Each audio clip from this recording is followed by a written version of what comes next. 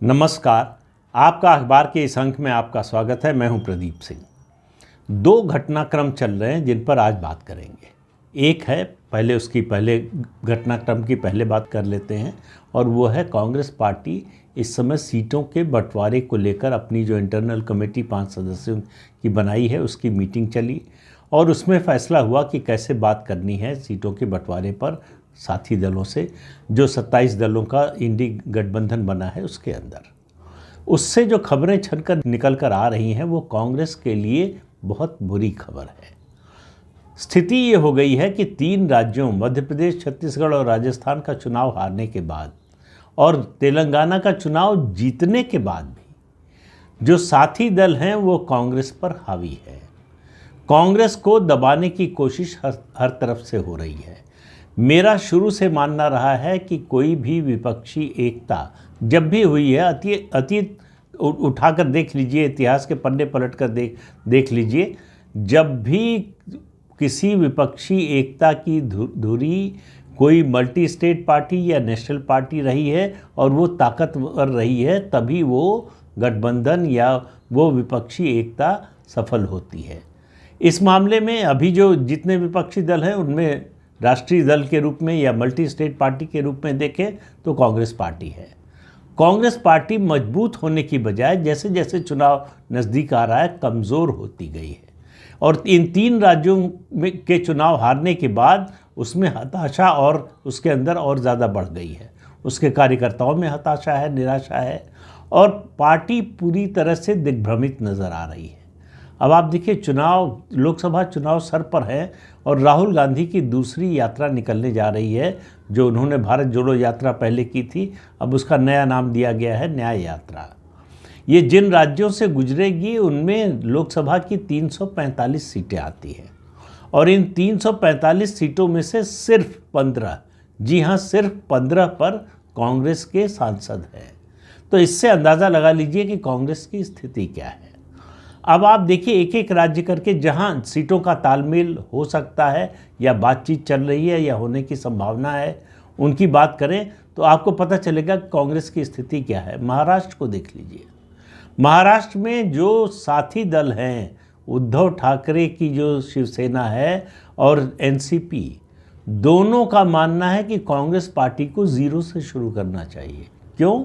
क्योंकि 2019 के चुनाव में कांग्रेस पार्टी को एक भी सीट नहीं मिली थी। महाराष्ट्र में उत्तर प्रदेश के बाद सबसे ज़्यादा लोकसभा सीटें हैं, 48। उनमें से एक भी कांग्रेस पार्टी नहीं जीत पाई थी। तो उद्धव ठाकरे के गुट का कहना है कि भाई फिर आपको ज़ीरो से शुरू करना चाहिए, आपके पास तो कोई सीट है नहीं। और कांग्रेस पार्टी का दावा है कि हम तो जो है एनसीपी के साथ गठबंधन में चुनाव लड़ते रहे हैं 99 से लगातार, और हमको जो है वो 26 सीटें चाहिए। तो सवाल ये है कि ये लोग पूछ रहे हैं आप इतनी सीटें लेकर करेंगे क्या? आपके पास तो उम्मीदवार भी नहीं मिलेंगे। तो कांग्रेस की हालत ये हो गई है। राष्ट्रीय पार्टी जो कभी 404, 413 सीटें लेकर आई थी, 1984 में 404 सीटें जीती थी। जब मुख्य चुनाव हुआ था उस समय पंजाब का चुनाव नहीं हुआ था। पंजाब का चुनाव होने के बाद कांग्रेस पार्टी की सीटों की संख्या 413 हो गई थी। तो 543 में से 413 सीटें जीतने वाली पार्टी मांग रही है सीटें अपने लिए। कांग्रेस पार्टी में जो बयानवीर हैं वो उनकी ओर से जो बातें निकल कर आ रही हैं कि कांग्रेस पार्टी 450 सीटों पर चुनाव लड़ना चाहती है, लेकिन वास्तविकता इसके बिल्कुल उलट है। कांग्रेस पार्टी की जो स्थिति है गठबंधन के साथियों से, उसकी जो बातचीत की स्थिति है, आप देख लीजिए, बिहार में देख लीजिए, महाराष्ट्र में देख लीजिए, आप पश्चिम बंगाल में देख लीजिए और उसके अलावा दूसरे राज्यों में देख लीजिए, उत्तर प्रदेश में देख लीजिए। कांग्रेस पार्टी बार्गेन करने की स्थिति में नहीं है। कांग्रेस पार्टी की इच्छा है कि जो क्षेत्रीय दल हैं उसको अपने राज्यों में 85 सीटें दे दें। तो अलग अलग राज्यों से अलग अलग मांग है। मैंने जैसे बताया आपको, महाराष्ट्र में 26 सीटें चाहती है, तो उत्तर प्रदेश में 10 सीटें चाहते हैं, बिहार में 9 सीटें चाहते हैं, और पश्चिम बंगाल में 5 सीट चाहते हैं। तो इस तरह से कांग्रेस पार्टी की ये इच्छा है, लेकिन बातचीत की टेबल पर जब जाने पर और दूसरी पार्टियों का जो रवैया है उसको देखते हुए उम्मीद ये है, ये बल्कि कांग्रेस की दृष्टि से कहें तो आशंका ये है कि आज़ादी के बाद से 1952 में जो पहला चुनाव हुआ था उससे लेकर अब तक 2014 में 2014 में कांग्रेस पार्टी सबसे कम लोकसभा सीटों पर चुनाव लड़ सकती है और उसकी सीटों की संख्या जिन पर वो चुनाव लड़ेगी वो 250 से कम हो सकती है। तो इससे अंदाज़ा लगा लीजिए कांग्रेस पार्टी कहाँ खड़ी है, किस हालत में खड़ी है। और अगर विपक्षी एकता की जो धुरी पार्टी है यानी कांग्रेस पार्टी वो कमज़ोर है, तो अगर धुरी कमज़ोर होगी तो आप अंदाज़ा लगा लीजिए उस पर जो ढांचा खड़ा है वो कितना मजबूत होगा। तो विपक्षी दलों की समस्या चुनाव नज़दीक आते आते कम होने की बजाय बढ़ती जा रही है। कांग्रेस पार्टी को कोई सीट देने के लिए तैयार नहीं है और कांग्रेस पार्टी भी जहां मजबूत है वहां अपने साथी दलों को कोई सीट देने के लिए तैयार नहीं है। कांग्रेस पार्टी का जो अपना इंटरनल असेसमेंट है कि वो 291 सीट्स पर सीधे बीजेपी से मुकाबला करना चाहती है, जिसमें नॉर्थ ईस्ट की सीटें और जो यूनियन टेरिटरीज़ है उनकी सीटें आती हैं।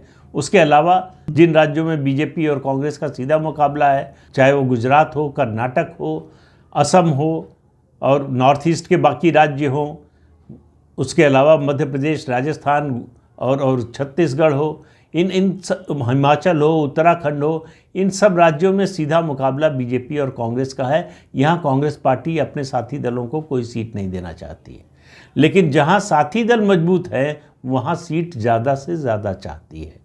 पिछली बार 10 सीटें मिली थी तमिलनाडु में, इस बार भी 10 सीटें चाहती है। मुझे लगता नहीं कि डीएमके 10 सीट देने के मूड में है।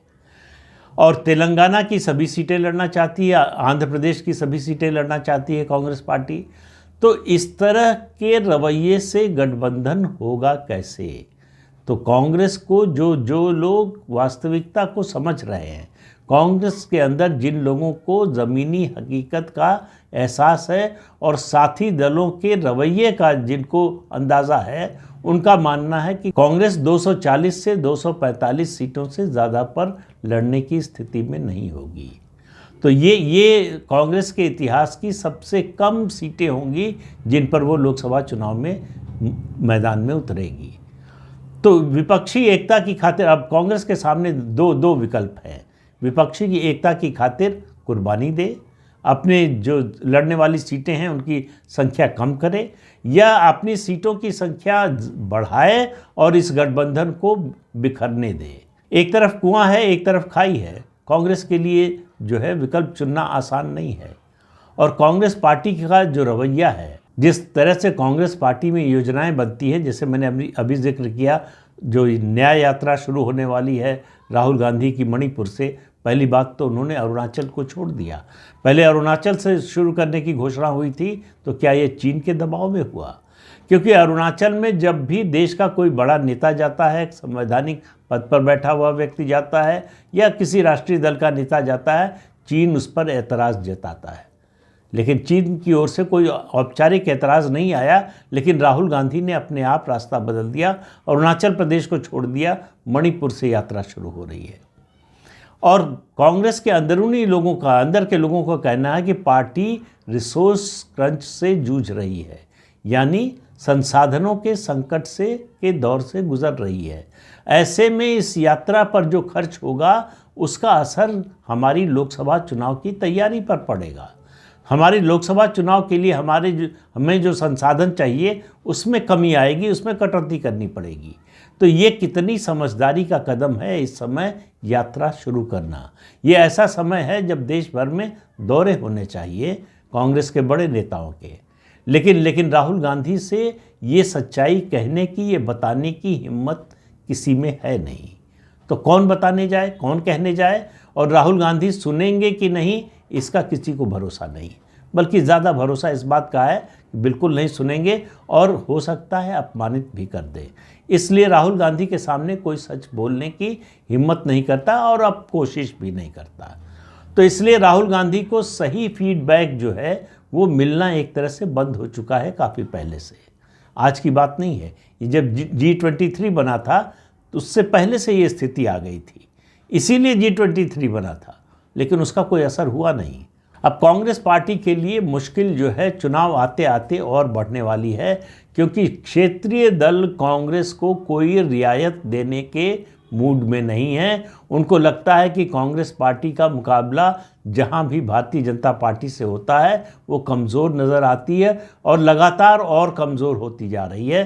उसकी जो स्ट्राइक रेट है वो लगातार घट रही है। बीजेपी के सीधे मुकाबले में स्ट्राइक रेट बढ़ती जा रही है।